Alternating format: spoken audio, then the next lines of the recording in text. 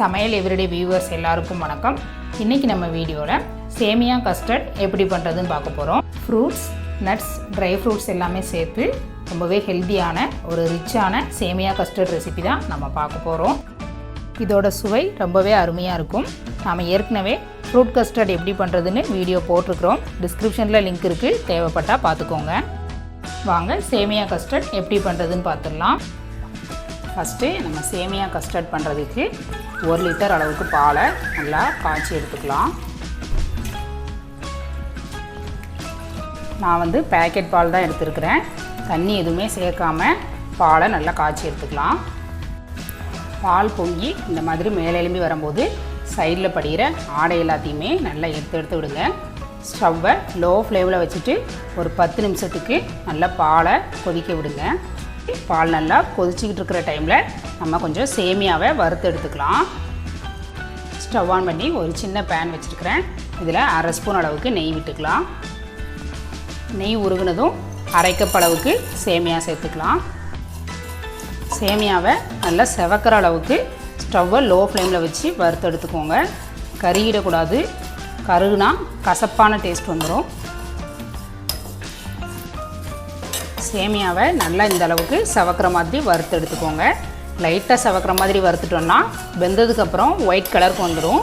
இந்த மாதிரி நம்ம ப்ரௌன் கலருக்கு வறுக்கும்போது தான் வெந்ததுக்கப்புறமும் நல்லா ப்ரௌன் கலர்லேயே இருக்கும். இந்த அளவுக்கு வறுபட்டால் போதும். இதை நம்ம கொதிச்சிக்கிட்டு இருக்கிற பாலில் சேர்த்துடலாம். பாருங்கள், பால் நல்லா கொதித்து எல்லோ கலர்லலாம் ஆடை படிய ஆரம்பிச்சிருக்கு. இந்த மாதிரி பால் நல்லா கொதிச்சாதான் நல்லா திக்காகும். இப்போ பால் ஓரளவுக்கு நல்லாவே திக்காயிடுச்சு. இந்த ஸ்டேஜில் நம்ம நெய்யில் வறுத்தெடுத்து வச்சுருக்கிற சேமியாவை உள்ளே சேர்த்துடலாம். சேமியா சேர்த்துட்டு ஒரு 5 நிமிஷத்துக்கு நல்லா சேமியாவை வேக விட்டுருங்க. 5 நிமிஷம் போல் ஆயிடுச்சு. சேமியாவை கையில் எடுத்து இந்த மாதிரி நசுக்கி பாருங்கள். ரெண்டாக இப்படி உடஞ்சிருச்சினாலே சேமியா நல்லா வெந்துருச்சு. சேமியா ஓரளவுக்கு வெந்ததுக்கு அப்புறமா சர்க்கரை சேர்த்துக்கோங்க. முதல்ல நம்ம சர்க்கரை சேர்த்துட்டோன்னா சேமியா வேகிறதுக்கு டைம் ரொம்ப ஆகும். 200 கிராம் அளவுக்கு சர்க்கரை சேர்த்துக்கிறேன். சர்க்கரை சேர்த்துட்டு நல்லா இந்த மாதிரி கலந்து விட்டுருங்க. சைடில் படிகிற ஆடை எல்லாத்தையுமே அப்பப்போ எடுத்து விடுங்க. இந்த ஆடை நம்ம கஸ்டர்டுக்கு டேஸ்ட் இன்னும் கொஞ்சம் சூப்பராக இருக்கும். 4 டேபிள் ஸ்பூன் அளவுக்கு வெண்ணிலா கஸ்டர்ட் பவுடர் எடுத்து வச்சுருக்கிறேன். நம்ம சூப்பர் மார்க்கெட்லலாம் கஸ்டர்ட் பவுடர் கிடைக்கும். வெண்ணிலா, ஸ்ட்ராபெரின்னு நிறைய ஃப்ளேவர்ஸில் கிடைக்கும். உங்களுக்கு எந்த ஃப்ளேவர் பிடிக்குமோ நீங்கள் அதை வாங்கிக்கோங்க. நான் இன்றைக்கி வெண்ணிலா ஃப்ளேவர் எடுத்துருக்கிறேன். இந்த கஸ்டர்ட் பவுடர் கூட 1/4 கப் அளவுக்கு நம்ம பால் சேர்த்து கட்டி எதுவுமே இல்லாமல் நல்லா மிக்ஸ் பண்ணி எடுத்துக்கலாம். நம்ம டைரெக்டாக இந்த மாதிரி பாலில் மிக்ஸ் பண்ணாமல் பவுடராக உள்ள அப்படியே சேர்த்துட்டோன்னா கட்டியாக விழுந்துடும். அதனால தான் இந்த மாதிரி பால் விட்டு நல்லா மிக்ஸ் பண்ணிவிட்டு அதுக்கப்புறமா நம்ம சேர்த்துக்க போகிறோம்.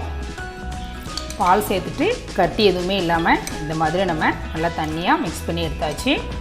இதை நம்ம பாலில் வேக வச்சு வச்சுருக்கிற சேமியா கூட சேர்த்துடலாம். நம்ம மிக்ஸ் பண்ணி எடுத்து வச்சுருக்கிற கஸ்டர்டை கொஞ்சம் கொஞ்சமாக சேர்த்து நல்லா கலந்து விடுங்க. நம்ம ஒரே தடவையாக மொத்தமாக சேர்த்துட்டோன்னா கட்டியாக விழுந்துடும். அதனால் ஸ்டவ்வை லோ ஃப்ளேமில் வச்சுட்டு கொஞ்சம் கொஞ்சமாக நான் 3 தடவையாக சேர்த்துக்கிறேன். நம்ம பாலில் மிக்ஸ் பண்ணி வச்சுருந்த கஸ்டர்ட் பவுடர் எல்லாத்தையுமே உள்ளே சேர்த்தாச்சு. கட்டி எதுவும் இல்லாத மாதிரி நல்லா கலந்து விடுங்க. கஸ்டர்ட் பவுடர் சேர்த்ததுக்கப்புறமா டைம்லாம் ரொம்ப ஆகாது. ஒரு 5 நிமிஷத்துக்குள்ளேயே நல்லா கெட்டியாக ஆரம்பிச்சிடும். கைவிடாமல் நல்லா கலந்து மட்டும் கொடுங்க. கஸ்டர்ட் பவுடர் சேர்த்து கட்டி எதுவும் இல்லாத மாதிரி நல்லா கலந்து விட்டாச்சு. இந்த டைமில் இனிப்பு சரியாக இருக்கான்னு பார்த்துக்கோங்க. தேவைப்பட்டால் 2 ஸ்பூன் அளவுக்கு சர்க்கரை சேர்த்துக்கோங்க. கரண்டியில் பின்பகுதியில் இப்படி கையை வச்சு ஒரு லைன் போட்டோன்னா இது ரெண்டுமே ஜாயிண்ட் ஆகாமல் இந்த மாதிரி பிரிஞ்சு இருந்தால் நம்ம கஸ்டர்ட் பெர்ஃபெக்டாக ரெடி ஆகிடுச்சு. நம்ம ஸ்டவ் ஆஃப் பண்ணிடலாம். ஸ்டவ் ஆஃப் பண்ணிவிட்டு இதை கொஞ்சம் நேரம் நம்ம ஆற விட்டுறலாம். நம்மளோட சேமியா கஸ்டர்ட் நல்லா ஆறிச்சு. நம்ம வச்சுருந்ததை விட இப்போ கொஞ்சம் கெட்டியாகிருக்கு. அடுத்து நம்ம நட்ஸையும் ட்ரை ஃப்ரூட்ஸையும் நெய்யில் வறுத்து எடுத்துக்கலாம். ஸ்டவ் ஆன் பண்ணி சேமியா வறுத்த அதே பேன் தான் வச்சுருக்கிறேன். 1/2 ஸ்பூன் அளவுக்கு நெய் விட்டுக்கலாம். நெய் உருகுனதும் 15 பாதாமை சின்னதாக கட் பண்ணி எடுத்து வச்சுருக்கிறேன், சேர்த்துக்கலாம். 10 முந்திரி பருப்பை சின்னதாக கட் பண்ணி எடுத்து வச்சுருக்கிறேன், சேர்த்துக்கலாம். இது கூடவே கொஞ்சமாக கிஸ்மிஸ் பழமும் சேர்த்து நெய்யில் நல்லா நம்ம வறுத்து எடுத்துக்கலாம். நம்ம நெய்யில் வறுக்காமல் டைரெக்டாக அப்படியே கூட சேர்த்துக்கலாம். ஆனால் நெய்யில் வறுத்துட்டு சேர்க்கும்போது அந்த ஃப்ளேவர் வந்து ரொம்பவே சூப்பராக இருக்கும். அதனால் நான் வந்து வறுத்துட்டு சேர்த்துக்கிறேன். முந்திரி பாதாம் வந்து கறியிடக்கூடாது, லைட்டாக செவந்தால் மட்டும் போதும். கிஸ்மிஸ் பழம் நல்லா பலூன் மாதிரி ஆயிடுச்சு. நாம் இதை ரெடி பண்ணி வச்சுருக்கிற சேமியா கஸ்டர்டில் சேர்த்துடலாம். நாம் நெய்யில் வறுத்து எடுத்து வச்சுருக்கிற முந்திரி பாதாம் கிஸ்மிஸ் பழம் இது எல்லாத்தையுமே நெய்யோடு சேர்த்து உள்ளே சேர்த்தாச்சு. 10 பேரிச்சம்பழத்தை சின்ன சின்ன பீசஸாக கட் பண்ணி எடுத்து வச்சுருக்கிறேன். இதையும் உள்ளே சேர்த்துடலாம். அடுத்து ஒரே ஒரு வாழைப்பழத்தை சின்ன சின்ன துண்டாக கட் பண்ணி எடுத்து வச்சுருக்கிறேன். இதையும் சேர்த்துக்கலாம். ஒரே ஒரு மாதுளம்பழத்தை எடுத்து வச்சுருக்கிறேன். இதையும் இதில் சேர்த்துக்கலாம். ஃப்ரூட்ஸ் எல்லாமே ஆப்ஷனல் தான். நீங்கள் விருப்பப்பட்ட ஃப்ரூட்ஸ் எல்லாத்தையுமே சேர்த்துக்கோங்க. இல்லைனா ஃப்ரூட்ஸ் எதுவுமே சேர்க்காமல் வெறும் பாதாம் முந்திரி கிஸ்மிஸ் பழம் மட்டும் சேர்த்து கூட செய்யலாம். இது எல்லாத்தையுமே நல்லா நம்ம மிக்ஸ் பண்ணி விட்டுடலாம். இது பார்க்குறதுக்கே எவ்வளோ சூப்பராக இருக்குது பாருங்கள். நம்ம இதில் ட்ரை ஃப்ரூட்ஸ் நட்ஸு அப்புறம் ஃப்ரூட்ஸ் எல்லாமே சேர்த்துருக்கிறதுனால ரொம்பவே ஹெல்த்தியானது. தண்ணி எதுவுமே சேர்க்காமல் பால்லே தான் நம்ம வந்து இந்த ஸ்வீட் ரெசிபி நம்ம செஞ்சுருக்குறோம். அதனால் குழந்தைங்கள்லேருந்து பெரியவங்க வரைக்குமே ரொம்பவே விரும்பி சாப்பிடுவாங்க. டேஸ்ட்டும் ரொம்பவே சூப்பராக இருக்கும். நல்லா கலந்தாச்சு. நம்மளோட சேமியா கஸ்டர்ட் சூப்பராக ரெடி ஆயிடுச்சு. இந்த சேமியா கஸ்டர்டை ஃப்ரிட்ஜில் வச்சு ஜில்லுன்னு கூட சாப்பிட்லாம், இல்லைனா வெது வெதுப்பான சூட்லேயும் சாப்பிட்லாம். இந்த சேமியா கஸ்டர்ட் பண்ணுறதுக்கு நிறைய டைம்லாம் ஆகாது. 15 நிமிஷத்தில் நம்ம ரொம்பவே சூப்பராக டேஸ்டியாக ஹெல்த்தியாக பண்ணிடலாம். நீங்களும் இந்த சேமியா கஸ்டர்ட் ரெசிபி ட்ரை பண்ணிவிட்டு எப்படி இருந்துச்சுன்னு கமெண்ட் பண்ணுங்கள். உங்களுக்கு இந்த வீடியோ பிடிச்சிருந்தா லைக் பண்ணுங்கள். உங்கள் ஃப்ரெண்ட்ஸ் அண்ட் ஃபேமிலி கூட ஷேர் பண்ணுங்கள்.